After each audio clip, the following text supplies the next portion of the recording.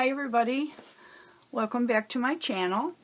This is the third week of the gel plate collaboration with Crafty Michelle and the group of artists that are participating. I'm going to do something fun. It's not a new technique, but it may be new to a lot of you. I do it quite often because I love to have what comes out of here in my stash so that I can use it in my journal and on cards, and there's just a million different ways that it can be used. So we're going to do a transfer onto packing tape. So think of it sort of as your jelly printed washi tape, your own personal tape. The first thing that I always do before I do this technique is to clean my plate really good. I just want to start with a really clean plate. So this is hand sanitizer. I have some really crusty corners here. So clean plate. Then I'm going to take just some regular old deli paper and I'm going to tear just some pieces, random shapes and lengths, stick them to the plate.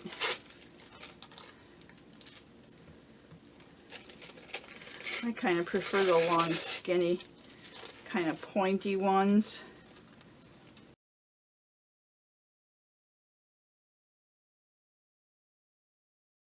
Then I like to use a couple of colors. I'm going to do two of these. I'm going to do like a bright colored one. I have this bright yellow green. Oh, that's a Studio. And then I have a Liquitex quinacridone magenta. I like to work with the smaller brayer. And just kind of be careful as you go over those papers the first time so that you don't lift them up.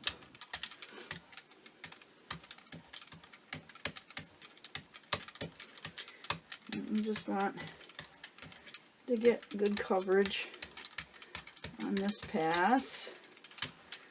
And the key, very, very important for this kind of technique, is you have to let your layers dry or it won't work. At this stage, I want to take these off.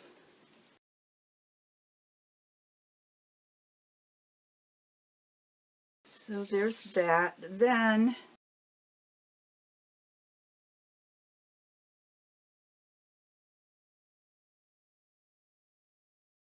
okay.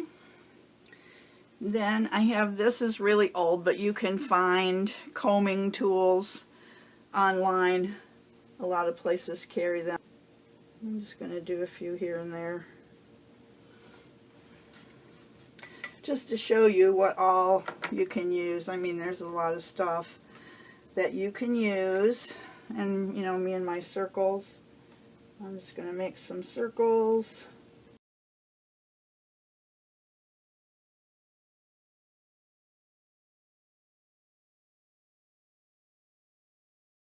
I'm going to push this in. This is just some of that drywall tape.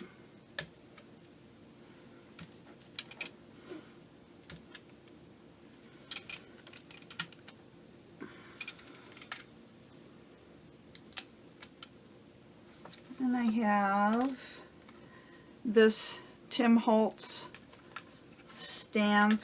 It is from Faded Type stamp set. I'm just going to roll some black paint onto this. And it doesn't even have to be full coverage.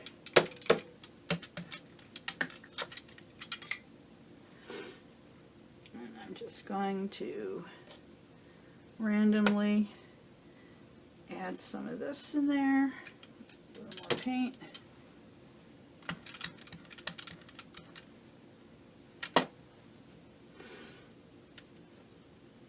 You want some of your areas to stay open. You'll see why.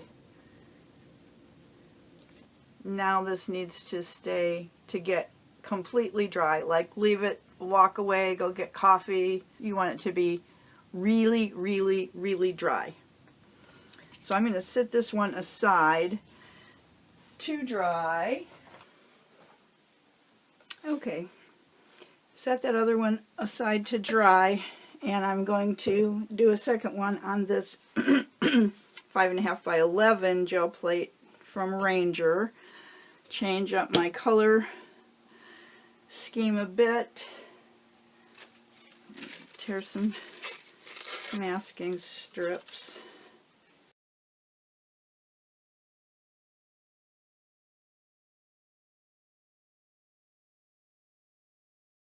Okay. So for this one, I am going to start with some Payne's Gray. I'm going to go with transparent red iron oxide on the other side.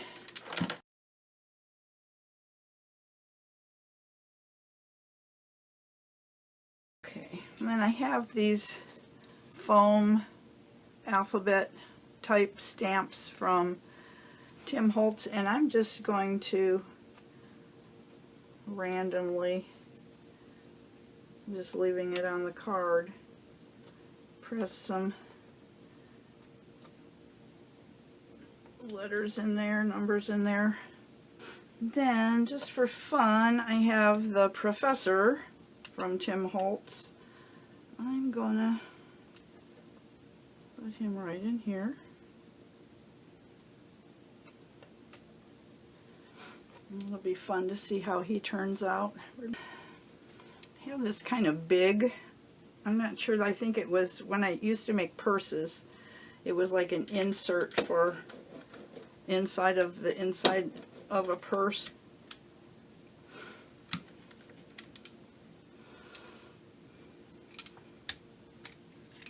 I think that's going to look good.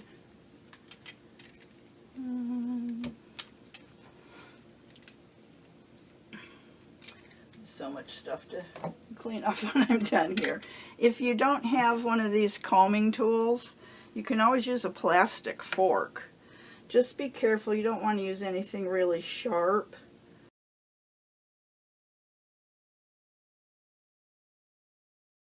I don't know, let's make some circles again.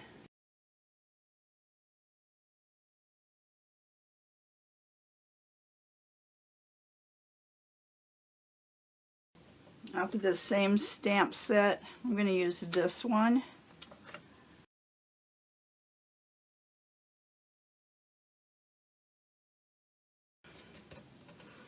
I'm going to take these off. I wanted to stamp with some black.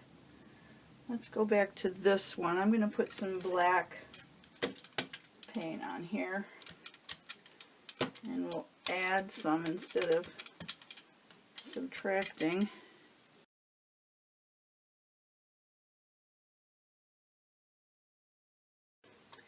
I'm going to set this one aside. I am going to do a massive cleanup here. And then when the plates are both dry, I'll be back and we'll plate is dry. So since we subtracted paint for the most part before with the stamps and whatever, I'm going to now add some paint. Let me grab a little block here. And I just have some random stamps, and I'm using pigment ink. So now we're just going to add some stamps.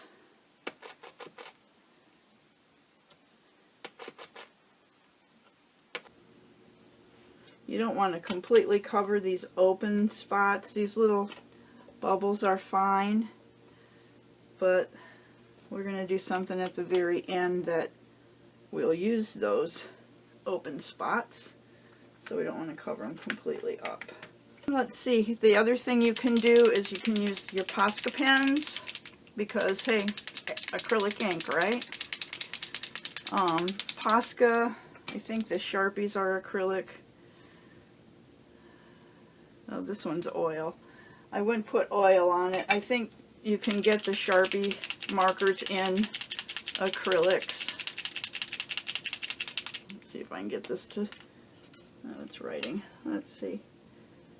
Just make some dots around here.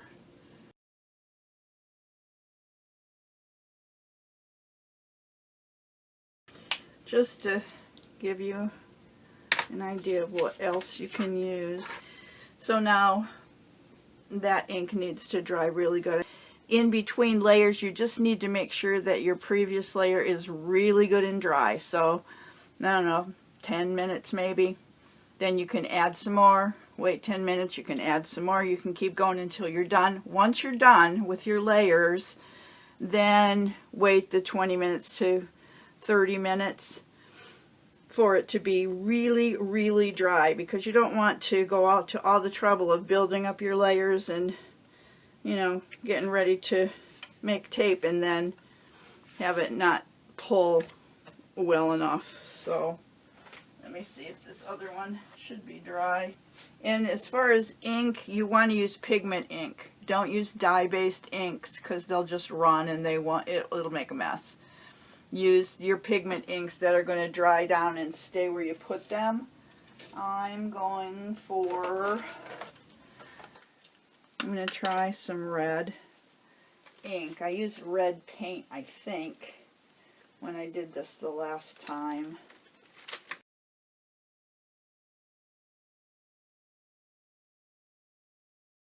Okay.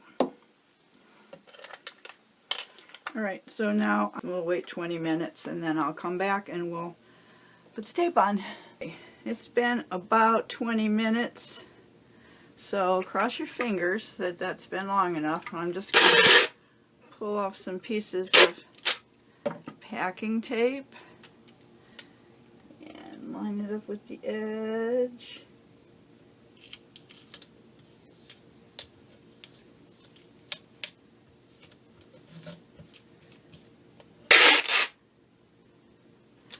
Just want some little handles on the ends. Get these as close as you can without overlapping.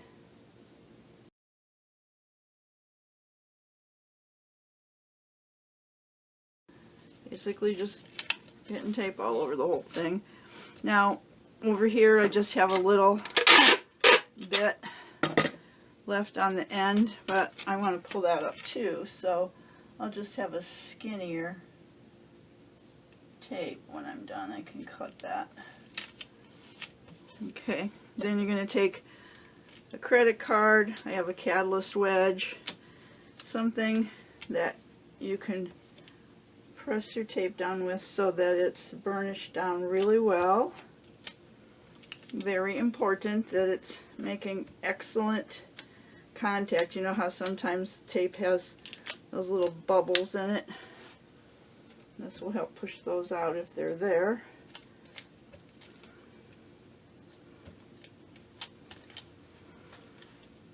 Okay. Then we're going to slowly, you see that was the last thing we put on, was that ink, and it's not pulling up, so that tells me I should have probably waited a little while longer to pull these. So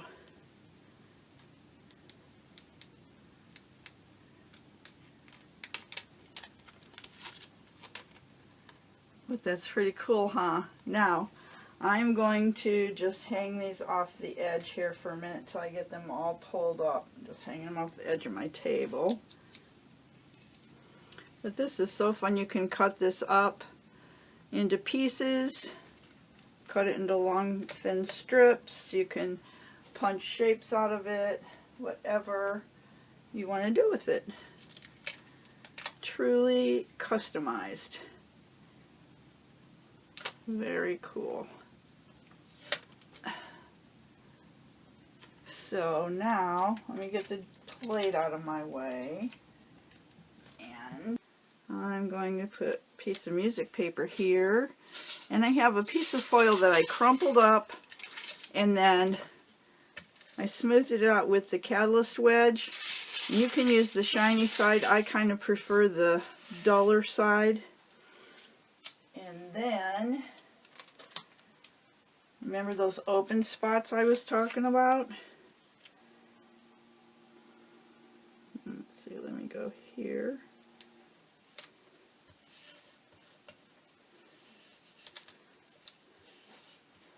You see? So now I have that paper behind my tape, and that's what's showing in those open spots.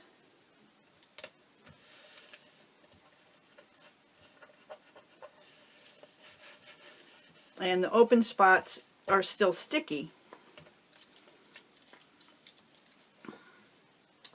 I'm going to take that skinny one and put it right here.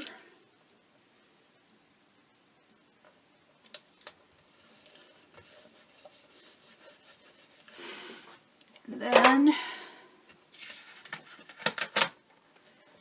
I can peel this up and cut my tape out.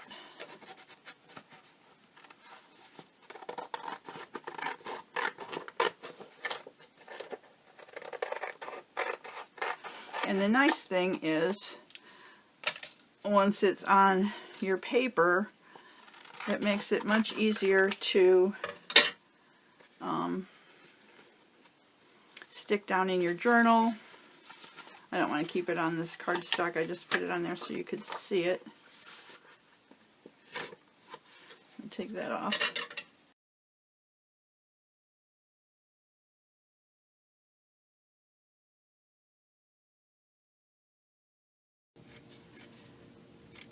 If you have a journal spread ready to go and you don't want to put the paper behind there, you can certainly just go straight into your journal after you peel it off of the plate too.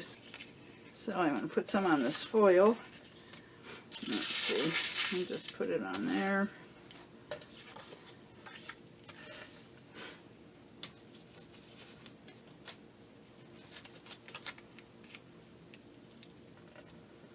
I don't have a big enough piece of foil here.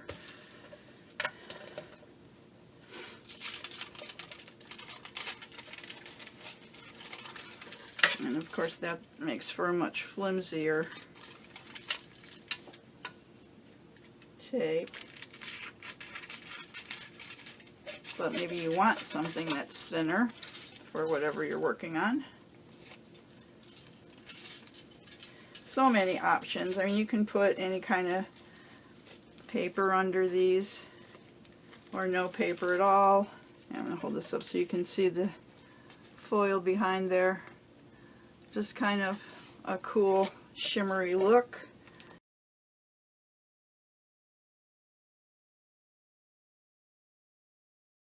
Wherever it's still sticky, if you turn it over, you can put gold leaf, you could put glitter, like a fine powder, like a mica powder or something, and it would stick to, like in these open areas where we're seeing the foil. You could brush on powders or whatever, and those would stick to the back.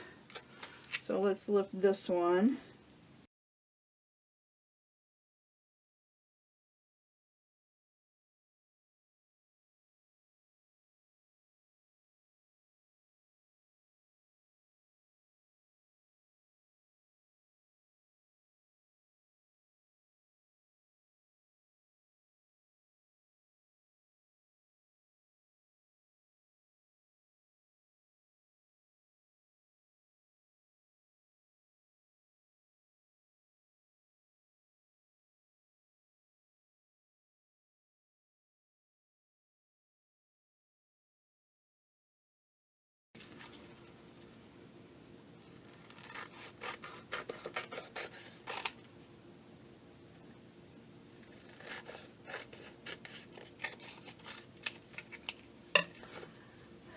I'll have still pictures at the end so you can see how cool these are. You can cut shapes out of these, which is also fun. See? You might want to just use the matte medium. I think that's what I did last time, and I forgot. I was kind of relying on the tape, but you know, it's not going to be sticky where the paint is. It's only sticking to the paper where the open areas are, so matte medium is probably a good idea. Just fun. Fun, fun, fun. So, that's it for me today. Thanks for joining me these last 3 weeks as we played with the jelly plate in this collaboration. All of the other artists in the collaboration links are in the description box below. So go visit each and every one, give them a thumbs up, leave them a nice comment, and in the meantime, go make some art. Bye!